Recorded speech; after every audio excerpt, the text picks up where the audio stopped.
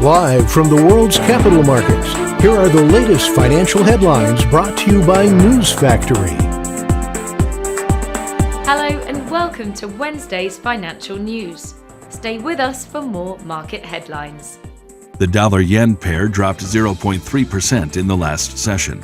The ROC is giving a negative signal.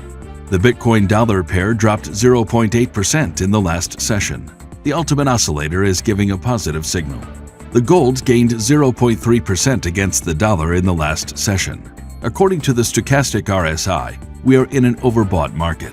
The oil-dollar pair skyrocketed 2.7% in the last session.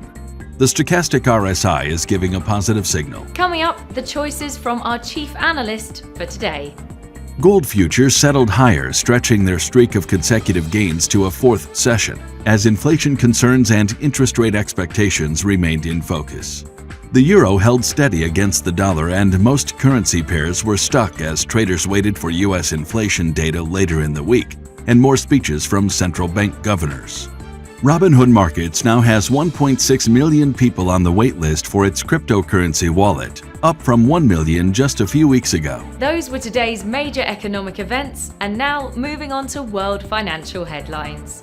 The U.S. Consumer Price Index will be released at 13:30 GMT.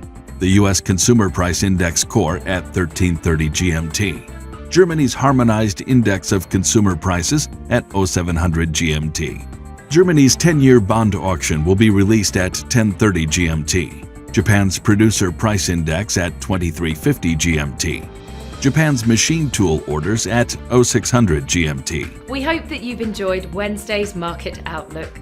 On behalf of all of us here, we wish you a productive trading day. Be sure to join us tomorrow morning for the latest news and events from the financial markets.